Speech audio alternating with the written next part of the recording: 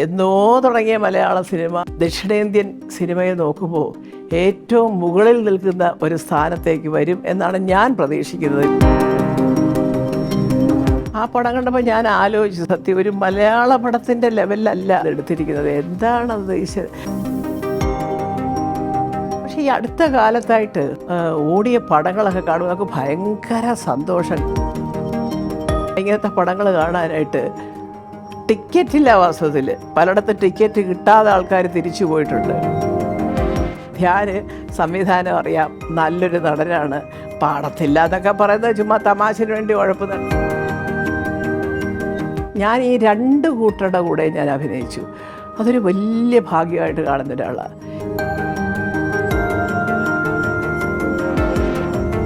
എനിക്ക് സത്യം പറയുകയാണെങ്കിൽ ഒരുപാട് സന്തോഷം തരുന്ന ഒരു സമയമാണ് ഇപ്പോൾ ഈ ചലച്ചിത്ര ലോകത്തിൽ. അതിൻ്റെ കാര്യം ഞാൻ പറഞ്ഞുതരാം. കാരണം പണ്ടൊക്കെ ഒരു സിനിമ എടുക്കുമ്പോഴേ, ഇപ്പോൾ നമ്മൾ എന്തെങ്കിലുമൊക്കെ ഒരു സിനിമ എടുക്കുമ്പോൾ അയ്യോ അതിങ്ങനെ കുടുംബത്തിൽ ഒരു നായകൻ, ഒരു നായിക, അച്ഛൻ, അമ്മ, അപ്പൂപ്പൻ എന്നൊക്കെ പറഞ്ഞ് അങ്ങനെ പൊയ്ക്കൊണ്ടിരുന്നു. തീർച്ചയായിട്ടും അത് നല്ലതാണ്, ഒരു നല്ല നോവലിനെയൊക്കെ അടിസ്ഥാനമാക്കി. പക്ഷേ ഈ അടുത്ത കാലത്തായിട്ട് ഓടിയ പടങ്ങളൊക്കെ കാണുമ്പോൾ നമുക്ക് ഭയങ്കര സന്തോഷം. കാരണം എല്ലാം 100 കോടി ക്ലബിലേക്ക് ഇങ്ങനെ അടുക്കാറായ ആ മൈൽ സ്റ്റോണിൽ നിൽക്കുകയാണ് എല്ലാ പടങ്ങളും. ഫോർ എക്സാമ്പിൾ പ്രേമലു, മഞ്ഞുമൽ ബോയ്സ്, എബ്രഹാം ഓസ്ലർ, ഇപ്പോൾ ഇതുപോലെ ഉള്ള പടങ്ങൾ വന്ന് ആടുജീവിതം വരെ. അപ്പോൾ ഞാൻ ആലോചിക്കുകയാണ്, എന്തൊരു നല്ല സമയമാണ് മലയാള ഇൻഡസ്ട്രിക്ക് അല്ലേ. അതിനകത്തൊരു പ്രത്യേകത നിങ്ങളാരെങ്കിലും ശ്രദ്ധിച്ചിട്ടുണ്ടോ? ഇതിനകത്തെ മിക്ക പടങ്ങളും, ഒരെണ്ണം കഴിഞ്ഞ വർഷത്തെ പടമാണ് നമ്മുടെ ചാക്കോച്ചൻ്റെ എന്നാ താൻ കേസ് കൊടുക്കുക. അതിലുമുണ്ട് ഒരു പഴയ മലയാള പാട്ടിനെ ആസ്പദമാക്കി. പിന്നെ അത് കഴിഞ്ഞ് ഈ പറഞ്ഞതുപോലെ പ്രേമലു ആണെങ്കിലും എന്താ പറയുക, മഞ്ഞുമൽ ബോയ്സ് ആണെങ്കിലും എല്ലാം. പ്രേമലുവിൽ ആ ദേവരാഗത്തിലെ പാട്ടുണ്ട് അല്ലേ. മഞ്ഞുമൽ ബോയ്സിലെ അവിടെ കമലഹാസൻ്റെ ഏറ്റവും വലിയ ഹിറ്റ് കൺമണി എന്നോട്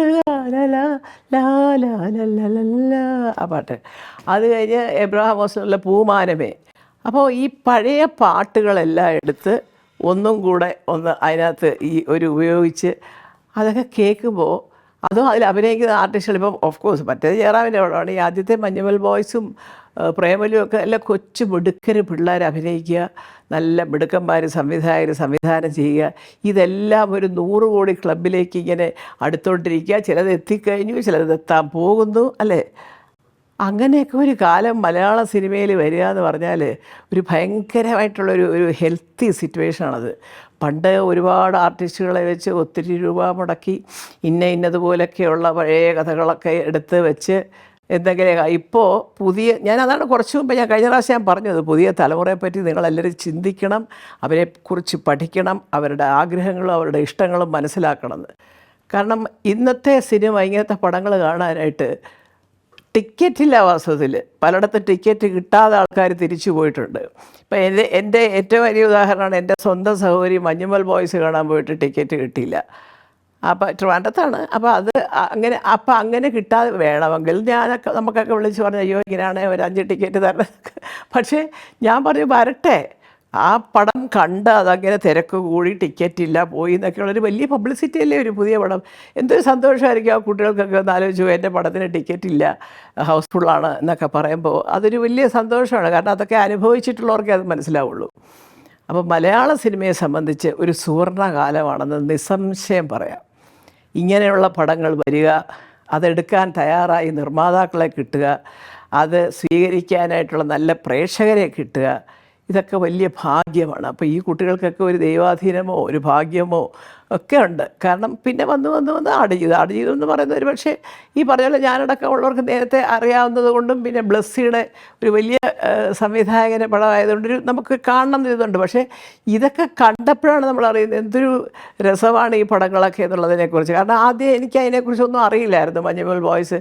പിന്നെ എൻ്റെ മോനടക്കം പൃഥ്വിരാജ് അടക്കം ഇന്ദിരത്തും ഒക്കെ പറഞ്ഞു നല്ല പടമാണ് അമ്മേ, അങ്ങനെയാണ് ഇങ്ങനെയാണെന്ന് പറഞ്ഞപ്പോഴാണ് എന്നാൽ ശരി കാണാം എന്ന് നമുക്ക് തോന്നുന്നത്. അപ്പം അങ്ങനെയുള്ള ഒരു പൊതുവായ ഒരു ഇഷ്ടം ചില ചിത്രങ്ങളോട് വരിക എന്ന് പറഞ്ഞാൽ അത് പ്രത്യേകിച്ചും വലിയ സ്റ്റാർ കാസ്റ്റൊക്കെ ഇടാതെ ഭയങ്കര കോടികളൊക്കെ വിദേശത്തൊന്നും പോയി ഒഴുക്കാതെ അത്യാവശ്യം ഒരു നല്ല പടത്തിന് വേണ്ടുന്ന രീതിയിലൊക്കെയുള്ള ചിലവുകളൊക്കെ നടത്തി ചെയ്യും. അതൊക്കെ പടമൊക്കെ 100 കോടി ക്ലബിലെത്തി എന്നൊക്കെ പറയുന്നത് ഭയങ്കര നല്ല കാര്യമാണ്. കാരണം അതാണ് ഒരു ഇൻഡസ്ട്രിയുടെ ഗ്രോത്ത്. അവിടെയാണ് നമ്മൾ മനസ്സിലാക്കേണ്ടത്.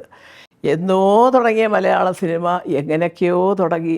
അവിടുന്ന് ചെമ്മീൻ എന്ന് പറയുന്ന മറ്റേ ഗോൾഡൻ ഇതുവരെ എന്താ പറയുക പ്രസിഡൻറ്റിൻ്റെ അവാർഡ് വരെ വാങ്ങിച്ച് ഒരു ചിത്രം അവിടുന്ന് അപ്പോഴാണ് നമ്മൾ അറിയുന്നത് ഇങ്ങനെ നല്ല മനോഹരമായിട്ട് പടങ്ങൾ ഇങ്ങനെ കളറിലൊക്കെ കാണാമെന്നൊക്കെയുള്ളത് കുറച്ച് കൂടുതലായിട്ട് അറിയുന്നത്.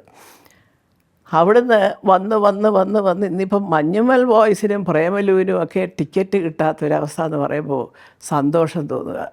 ഒരുപക്ഷെ മലയാള ഇൻഡസ്ട്രി ഇനി ഒരുപക്ഷെ ഈ ദക്ഷിണേന്ത്യൻ സിനിമയെ നോക്കുമ്പോൾ ഏറ്റവും മുകളിൽ നിൽക്കുന്ന ഒരു സ്ഥാനത്തേക്ക് വരും എന്നാണ് ഞാൻ പ്രതീക്ഷിക്കുന്നത്. ഇത്രയും കാരണം ഇപ്പം നമ്മുടെ ഈ മലയാള ചിത്രങ്ങളെല്ലാം തമിഴ്നാട്ടിലും അതിനേക്കാളിലേറെ സ്വീകാര്യതയാണ്. അപ്പോൾ അതും വലിയ സന്തോഷമാണ്. പണ്ട് ഞാനും സുഹൃത്തും മദ്രാസിൽ താമസിക്കുമ്പോൾ ഇതുപോലെ ഓടിയ ഒരു പടമാണ് CBI ഡയറിക്കുറിപ്പ്. അപ്പോൾ അന്ന് ഇതുപോലെ അവിടെ പോയി കണ്ടത് ന്യൂ എൽഫിനിസ്റ്റൺ എന്ന് പറഞ്ഞൊരു തിയേറ്ററുണ്ട്. അവിടെയാണ് സാധാരണ മലയാള പടങ്ങളൊക്കെ വരുന്നത്. അപ്പോൾ അന്ന് ഇതുപോലെ ഞങ്ങൾ പോയി കണ്ടു. മമ്മൂട്ടിയുണ്ട്, സുഹേട്ടനുണ്ട്, പലരുമുണ്ട്. ആ പടം പോയി കണ്ടു. ഭയങ്കര ആൾ. അപ്പോൾ അതിന് ശേഷം ഈ പറഞ്ഞ പോലെ ഭയങ്കരമായിട്ട് ആ പടം അങ്ങോട്ടോടി തിയേറ്ററിൽ ഇറങ്ങി. സുഹേട്ടനെ മലയാളികൾക്കെല്ലാം അറിയാതെ വെച്ചോളൂ. പക്ഷേ അല്ലാതെ എയർപോർട്ടിലൊക്കെ വെച്ച് കിട്ടുമ്പോൾ സാർ വണക്കം സാർ നീങ്ങ തരേ. അപ്പോൾ അപ്പോഴേ മലയാളം സിനിമ കാണാൻ തുടങ്ങി എല്ലാവരും നല്ലതാണെന്ന് പറയുന്നവർ. പിന്നെ വന്ന് ഇപ്പോൾ ഈ അടുത്ത കാലത്തായിട്ട് ഇവരുടെയൊക്കെ പടങ്ങൾ തമിഴ്നാട്ടിൽ ഭയങ്കരമായിട്ട് സ്വീകാര്യത. അത് കഴിയുമ്പോൾ വന്ന പുതിയ പടങ്ങൾ അതിനേക്കാട്ടിൽ നല്ല രീതിയിൽ അക്സെപ്റ്റ് ചെയ്യുന്നു ഓഡിയൻസ്. അപ്പോൾ നമ്മൾ വിചാരിക്കേണ്ടത് മലയാള സിനിമയുടെ വളർച്ച ഒരുപക്ഷെ അതിൻ്റെ ശരിയായ ദിക്കിലേക്ക് വളർന്നു തുടങ്ങിയത് ഇപ്പോഴായിരിക്കാം. വലിയ കോടികൾ കളയാതെ അത്യാവശ്യം നല്ല രീതിയിലൊക്കെ പടങ്ങളെടുത്താൽ നന്നായിട്ട് പോകും. അത് കാണാൻ ആൾക്കാരുണ്ട്. അവർക്കൊരു ഇൻട്രസ്റ്റിംഗ് ആയിരിക്കണം സിനിമ. എന്തെങ്കിലും കുറച്ച് കഥ പറഞ്ഞുകൊണ്ട് മാത്രം കാര്യമില്ല. ഇൻട്രസ്റ്റിംഗ് ആയിരിക്കണം. ആ കുട്ടികളൊക്കെ നന്നായിട്ട് അഭിനയിക്കുന്ന കുട്ടികളാണ്. നല്ല കഴിവുള്ള കുഞ്ഞുങ്ങളാണ്. അപ്പോൾ ദൈവം അനുഗ്രഹിക്കട്ടെ. കാരണം ഇതൊക്കെ കാണുമ്പോൾ 40-45 വർഷത്തിന് മുമ്പ് സിനിമയിൽ അഭിനയിച്ച ഞങ്ങളെപ്പോലുള്ളവർക്കൊക്കെയാണ് ഭയങ്കര സന്തോഷം തോന്നുന്നത്. കാരണം ഇതുപോലെ ഒരു കാലഘട്ടത്തിൽ നമ്മൾ വളരെ പേടിച്ചൊക്കെ സിനിമയിൽ അഭിനയിച്ച് തുടങ്ങിയിട്ട് ഇപ്പം വന്ന് നല്ല സ്മാർട്ട് കുഞ്ഞുങ്ങൾ വന്ന് നല്ല പടാതെ അഭിനയിച്ച് പോകുന്ന സിനിമകളും അതെല്ലാം ജനം കാണാൻ വേണ്ടി തിരക്ക് കൂട്ടുന്നതും എല്ലാം ഒരു ശുഭലക്ഷണങ്ങളായിട്ട് തീർച്ചയായിട്ടും അതാണ്. പിന്നെ അല്ലാതെ ഇനിയിപ്പോൾ ഞാനിങ്ങനെ പറയാൻ തുടങ്ങി. ഓഫ് കോഴ്സ് ആടുജീവിതത്തെക്കുറിച്ച് നിങ്ങളോട് പറഞ്ഞു കഴിഞ്ഞാൽ അത് പക്ഷേ തീർച്ചയായിട്ടും കാണണമെന്ന് ആഗ്രഹിച്ചത് എന്താണെന്ന് വെച്ചാൽ ബെന്യാമിൻ്റെ പുസ്തകം വായിച്ചിട്ടുണ്ട്. അപ്പോൾ എല്ലാവരും എൻ്റെ അടുത്ത് ആദ്യം പറഞ്ഞു അയ്യോ അത് വായിക്കണ്ടായിരുന്നു, വായിച്ചാൽ നമുക്കിത്. ഞാൻ പറഞ്ഞു അല്ല, അത് എങ്ങനെയാണ് ഇങ്ങനൊരു മനുഷ്യൻ ജീവിച്ചതെന്ന് കൂടെ അറിയണമല്ലോ എന്ന്. അവിടെയാണ് ബ്ലസ്സിയെ നമ്മൾ നമസ്കരിക്കുന്നത്. ഈശ്വര, ഞാൻ ആ പടം കണ്ടപ്പോൾ എൻ്റെ സഹോദരനുണ്ടായിരുന്നു കൂടെ, എല്ലാവരും കണ്ടു. ആ പടം കണ്ടപ്പോൾ ഞാൻ ആലോചിച്ചു, സത്യം ഒരു മലയാള പടത്തിൻ്റെ ലെവലിലല്ല ബ്ലസ്സി അത് എടുത്തിരിക്കുന്നത്. എന്താണത് ഈശ്വര. ആകെക്കൂടി നമുക്ക് എനിക്ക് പ്രത്യേകിച്ച് ആദ്യത്തെ വന്നു, ശരിയാണ്, റഹീം അവിടെ വന്നു ജീവിക്കാൻ തുടങ്ങി, ഇത്രയൊക്കെ ഒരു കഷ്ടപ്പാടായി. പക്ഷേ പിന്നെ റഹീമിൻ്റെ ജീവിതവും കൂടെ വന്ന മറ്റേ ആളെ കാണാതാവുകയും മൂന്നാമതൊരാൾ വന്ന് ഇവരെ രണ്ടുപേരെ ഒന്നിപ്പിച്ചിട്ട് രക്ഷപ്പെടുത്താൻ നോക്കുന്നതും, ഇത് ഇങ്ങനെയൊക്കെ ആൾക്കാർ ജീവിച്ചിട്ടുണ്ടോ അവിടെ? നജീബ് എന്ന് പറയുന്ന വ്യക്തി പറയുമ്പോഴാണ് നമ്മൾ അറിയുന്നത്. ഞാൻ ആലോചിക്കുകയാണ്, ദൈവമേ ആ മനുഷ്യനെയൊക്കെ എന്താ പറയുക, പടച്ചതമ്പുരാൻ അനുഗ്രഹിച്ചു എന്ന് മാത്രം പറഞ്ഞാൽ മതി, കൂടുതലൊന്നും വിശദീകരിക്കേണ്ട. സത്യം ഇങ്ങനെയൊക്കെ ജീവിച്ചിട്ടുണ്ടെങ്കിൽ അദ്ദേഹത്തിനെ സുരക്ഷിതനായിട്ട് ആരോഗ്യവാനായിട്ട് തിരിച്ച് വീട്ടിൽ സ്വന്തം ആൾക്കാരുടെ വീട്ടിൽ കൊണ്ട് എത്തിക്കുന്നതിൻ്റെ പിന്നിൽ ഒരുപാട് പേരുടെ പ്രാർത്ഥന ഉണ്ടാവും കേട്ടോ. ഞാനത് എന്താണ് അതിനെക്കുറിച്ച് പറയണത് എനിക്കറിയില്ല. ഇപ്പോഴും എനിക്ക് ആ ഒരു സെക്കൻഡ് ഹാഫ് കണ്ടതിൻ്റെ ആ ഒരു ഫീൽ എനിക്ക് മാറിയിട്ടേ ഇല്ല. ഒരുപാട് വല്ലാത്ത സീനുകൾ. ഞാൻ രാജുവിൻ്റെ ഒരു ശരീരം കണ്ടപ്പോഴേ എനിക്ക് വിഷമം തോന്നി. അത് കഴിഞ്ഞ് ഒരാളിനോട് അവൻ പറയുന്നുണ്ട് ഞാൻ പോവുക കേട്ടോ എന്ന് പറഞ്ഞിട്ട് എൻ്റെ വീട്ടിൽ പോവുകയെന്ന്. അതെല്ലാം കൊച്ചു പിള്ളേരൊക്കെ പറയുന്ന പോലെ അതൊക്കെ കേൾക്കുമ്പോൾ നമുക്ക് ഒരു ആടിനോടാണിത് നമുക്ക് തന്നെ ഒരു വിഷമം തോന്നുന്നു. പക്ഷേ എങ്ങനെയെങ്കിലും വീട്ടിൽ എത്തിയാൽ പറ്റും. ഇതെല്ലാം കഴിഞ്ഞിട്ട് എല്ലാ സിനിമയാണെന്ന് നിങ്ങളോടൊക്കെ ഇങ്ങനെ കിടന്ന് വാദോരാതെ സംസാരിക്കുന്ന ഞാൻ അവസാനത്തെ രംഗം എല്ലാവരെയും നിരത്തി നിർത്തിയിട്ട് ഇല്ല സ്പോൺസർമാർ വരുമ്പോൾ എനിക്ക് പറയൽ ഇയാൾ കണ്ട് പിന്നെ പിടിച്ചോണ്ട് പോകുമോ. അപ്പോൾ ഇങ്ങനെ അതെനിക്കറിയാം അങ്ങനെ സംഭവിക്കില്ല എന്നൊക്കെ ഒരു തോന്നലുണ്ടെങ്കിലും അത്ര നമ്മുടെ ഹൃദയത്തിലേക്ക് ആ പടം ഇങ്ങനെ കയറി എന്നുള്ളത് സത്യം പറഞ്ഞാൽ അത് ബ്ലസ്സിയെ എനിക്ക് അഭിനന്ദിക്കുന്ന രീതിയിലൊന്നും അങ്ങനെ സംസാരിക്കാൻ അറിയില്ല. പക്ഷേ ബ്ലസ്സി എന്ന സംവിധായകന് പകരമായിട്ട് ബ്ലസ്സിയേ ഉള്ളൂ. വേറൊരാളെ നമുക്ക് ചിന്തിക്കാൻ പോലും പറ്റത്തില്ല. അപ്പോൾ അതുകൊണ്ട് ഞാൻ അപേക്ഷിക്കുകയാണ് ബെന്യാമിനോടൊക്കെ ഇതിൻ്റെയൊക്കെ ഇതുപോലെയൊക്കെയുള്ള ഒരു എന്താ പറയുക ജീവിതഗന്ധിയായ അങ്ങനത്തെ സംഭവങ്ങളൊക്കെ എഴുതണം. എഴുതിയിട്ട് ഇതും ഒരു ജീവിതമാണ്. ഇതേ ജീവിതം ഖത്തറിൽ ഞാൻ 8-9 വർഷം നിന്നപ്പോൾ ഒരുപാട് പേരുടെ കഥകൾ ഞാൻ കേട്ടിട്ടുണ്ട്. ഇങ്ങനെ അനുഭവിച്ചിട്ടുണ്ടോ, ഇങ്ങനെ ആരെങ്കിലും അനുഭവിക്കുമോ എന്നൊക്കെ ചോദിക്കുന്നവർ ഇതൊന്നും അറിയാൻ വയ്യാത്തവരും വായിച്ചും കണ്ടും കേട്ടും അറിവില്ലാത്തവരുമായിരിക്കും. ഇതുപോലെ അനുഭവിച്ച ആൾക്കാരുടെ ചരിത്രങ്ങൾ ഒരുപാട് അവരുടെ സ്വന്തക്കാർ തന്നെ പറഞ്ഞ് കരഞ്ഞ് ഞാൻ കേട്ടിട്ടുണ്ട്. അപ്പം സത്യം പറയുകയാണെങ്കിൽ എനിക്ക് കാണുന്നുണ്ട്. എനിക്ക് സത്യം ഈ പറഞ്ഞ പോലെ നജീബിനെ കഥാപാത്രമൊക്കെ കാണുന്നുണ്ട്. അപ്പോൾ അവരെ എന്തെങ്കിലും കാണുന്നിടം വരെയെങ്കിലും ഞാൻ പറയാം, പൃഥ്വിരാജിൻ്റെ അമ്മ എന്നുള്ള നിലയിലല്ല, ഈ പുസ്തകം വായിച്ചിട്ട് ഇത്രത്തോളം അനുഭവിച്ച ഒരു മനുഷ്യനെ എല്ലാ അനുഗ്രഹങ്ങളോടും കൂടി പെരുന്നാളിന് മുമ്പ് പടച്ചതമ്പുരാൻ വീട്ടിലെത്തിച്ചല്ലോ.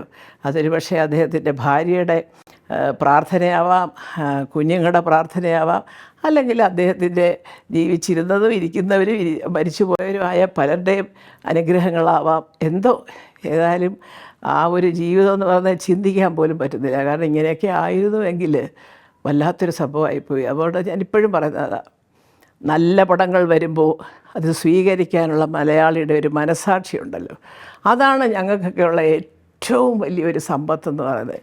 ആൾക്കാർ എന്ത് വേണേൽ പറഞ്ഞോട്ടെ, പക്ഷേ നല്ല ചിത്രം അതാരഭിനയിച്ചാലും, ഇപ്പം മമ്മൂട്ടി എന്ന് പറയുന്ന മെഗാസ്റ്റാർ, മോഹൻലാൽ എന്ന് പറയുന്ന മെഗാസ്റ്റാർ, ഇവർ തൊട്ട് ഇങ്ങോട്ട് ജയറാമാണെങ്കിലും ദിലീപാണെങ്കിലും എല്ലാവരും ഇപ്പോൾ അഭിനയിച്ചുകൊണ്ടിരിക്കുന്നവരാണ്. പല പല പടങ്ങൾ ഇപ്പോൾ വന്നു.